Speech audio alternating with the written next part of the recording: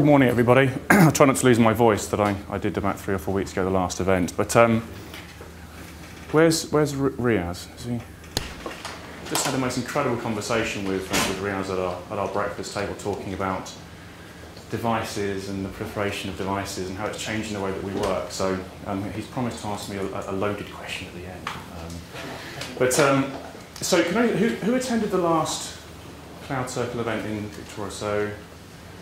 Okay, a few. And was anybody at the UC, the Unified Comms Expo last week? Were you in my presentation? Yes. Good. Okay. So look, some of you are going to hear some of the same content because, quite frankly, the way that we talk now from the Google Enterprise perspective is in a very consistent, unified way. The messaging that we've talked to really for the last few months is really trying to move away from this often bastardized term of cloud computing. So our message is 100% web. So I'm going to cover very quickly 4 of the items I covered last time when we were in Victoria.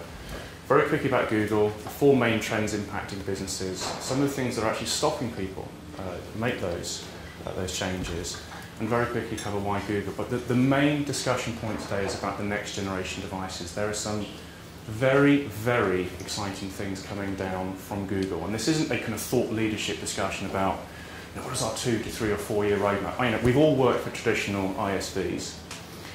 And quite frankly, the 2 to 3 year roadmap very, very rarely comes off. Okay, what we're going to talk to today is about the things that we think are going to change the IT landscape starting this year. So I think Apple Mac was 1984, Windows 95, then you had the iPhone 6 years ago. Android came out January 2009, really only kind of 2 years ago. Then you have the iPad. So there's 400 million desktop units shipped on average every year, have been for the last 3 or 4 years. My prediction is that what we're going to show you today is going to change the device landscape significantly in the next 12 to 18 months. We hope for the benefit of all of you. So, if you speak to the Gartners and Forresters, they'll talk to 3 main macro developments that are going on in the market. First one is around the link between innovation and collaboration. Social, we're all hearing about, but also mobility. And there's the mobile side of things that I'm going to major on. But very quickly, to cover things we talked about briefly last time, for us within Google, and we'd like to think for us as a company, that innovation is our lifeblood. It is our competitive currency. It enables us to stay 1 pace, if not 2 paces ahead of many other of our competitors. It's very, very inclusive. So we do things as an organisation that allows all of our employees to contribute to innovation and collaboration. You may remember me talking about this notion of how we govern our company. So Larry Sergey and Eric Schmidt allow this thing called 20% time. So those employees with an engineering job title get to spend 20% of their time doing projects that they want to do. And some of the best ideas that we have as a company come from those 20% times. Think about the number of engineers that we have. We are an engineering firm. That is what we do. We're not an advertising firm. We're actually an engineering firm. We've got about 30,000 employees, so you can imagine how many engineers are thinking about doing creative ideas that serve our customers or Google, and then they go through this maturation process. So we have hundreds and hundreds of these projects going on at any given time. Then we have the adjacent divisions. More programmatic, more investment, more funding, and there's probably a few dozen of those at any given time. Then you move into the core divisions, and that's really where the big guys sit, the big guns. There's Google.com, there's advertising, actually our display business, the AdMob acquisition in YouTube, we've invested very, very heavily in that. Then you have Android, you have Chrome, so Chrome the browser, the operating system that I'm going to talk about today. And then you have Google Enterprise. So we sit within Core, we have done for about 2.5 years now. But what is great for us as a division is that we get to benefit from all of the other areas. We get to get access points to all of those other engineers that are doing things to the benefit of the rest of the company. Like, think about Google.com, the search algorithms. That powers an awful lot, actually, of our enterprise search business, where we have 35,000 customers. We've learned how to use the code from other areas and really drive this very fast pace of development. Now, the key message here is that it's becoming pretty well recognised that there is a very, very tight correlation between those organisations that have the ability to collaborate effectively with the output of innovation. If you can collaborate effectively, both internally and with external stakeholders, you have more innovation, and the pace of innovation quickens up. So just to restate, for us, it is our major competitive currency. It's not about taking cost out of an organisation. I do hope this comes back on. Yes. So the second area is around social. I'm not going to talk too much about this, but we all use social technologies, and social graphing is becoming very, very important to the enterprise space as well. There's going to be some very big investment in this area from Google in the very, very short term. I mean, very, very short term. And I think I mentioned last time, it won't be an application. It will be a social graphing infrastructure. Social graphing will come across all of the products that we have within our portfolio and enable people to become much more effective in their kind of social communications. And the mobility side, for me, is probably the most exciting, because Android was launched January 2009. We started with 20,000 units being activated at about a week. We've now reached 300,000 activations of Android devices every single day. And I honestly could not, stood here 2 years ago and said the pace of change, the pace of the change in the mobile market away from RIM BlackBerry, away from Nokia Symbian, Windows, would have actually been that actually significant. So these are the big trends that we're seeing, but we also know that things stopping our customers get benefit from that. This stat of 80%, the Gartner stat, 80% of an IT spend is used to keeping the lights on. I have presented this slide, with these stats probably every year for the last 14 years. But we're getting to a point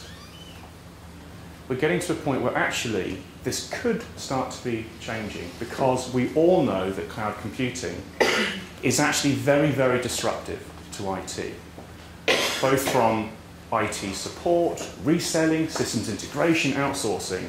Highly, highly disruptive, which is why a lot of organisations talk about taking you on a journey over 2 or 3 or 4 years.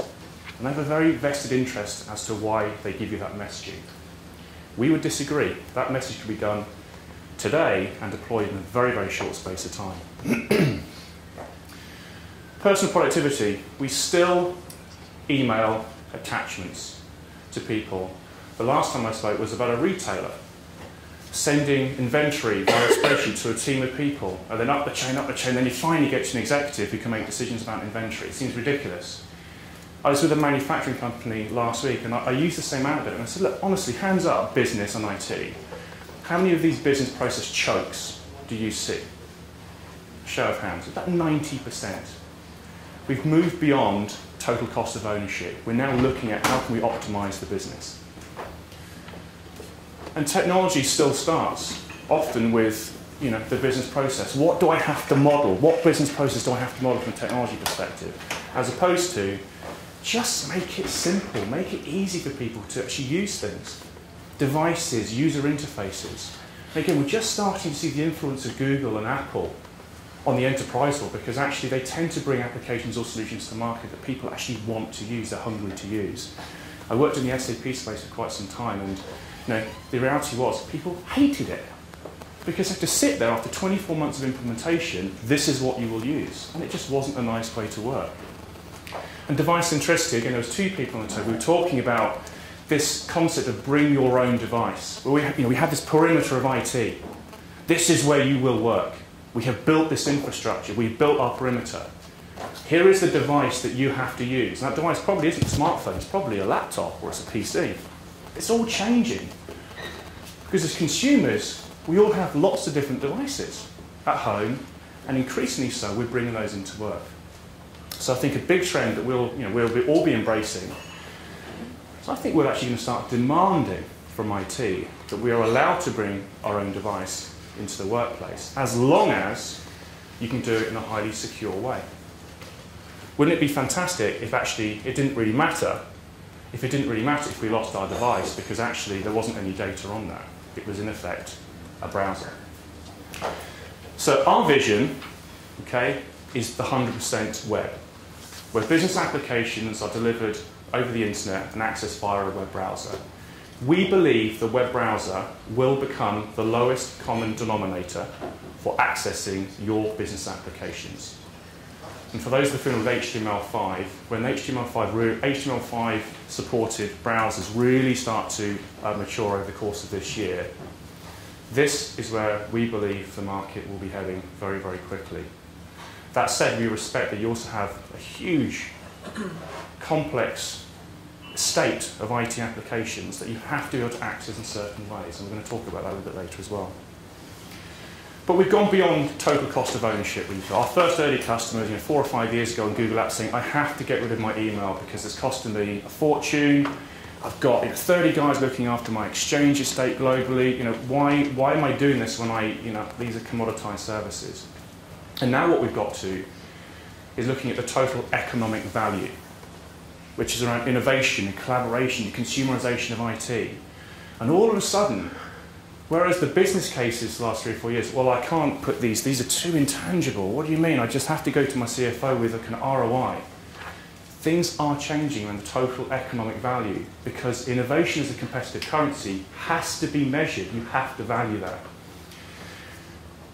We're not massive advocates of analysts, to be candid.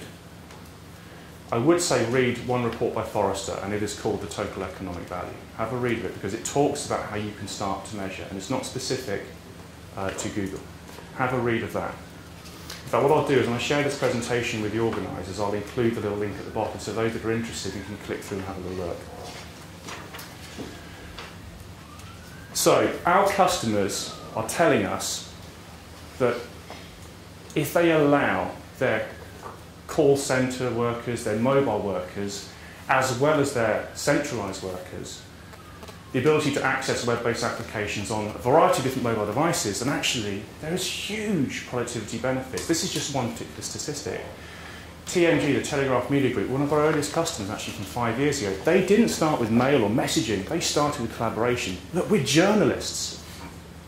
How do we collaborate more effectively? The CIO said, we're going to start doing something with Google Docs. And he went to the journalists and said, look, I'm going to get a journalist forum together. What do you guys think? They said, we've been using it for 2 years, but IT wouldn't let us. We found a way around it. We often hear that. People find a way to collaborate more effectively outside of the boundaries of IT. Go and ask your employees how many people are using web-based applications that aren't rubber-stamped by IT, and I think you'll be a little bit surprised. But then also, when we talk about this kind of total economic value, it's not just about collaboration. Collaboration is not an application. You don't say to people, go collaborate in this particular workspace. It doesn't work like that. For us, the foundation elements of Google, the way that we build our applications and we build our solutions, is to make it simultaneous, to make it real time.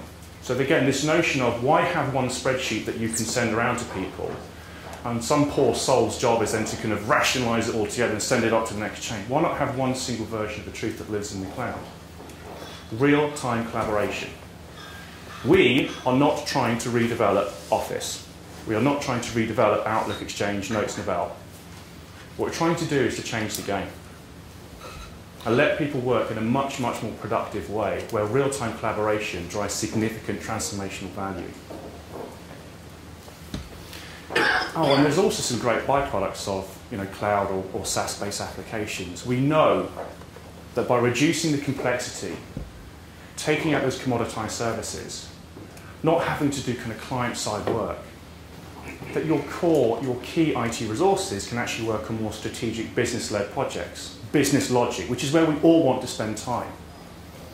That said, and I did say this at breakfast, you never finish selling, you never finish selling to IT when we talk about cloud computing because of this inherent, this is my domain, this is my estate, and I'm really, really emotional about that.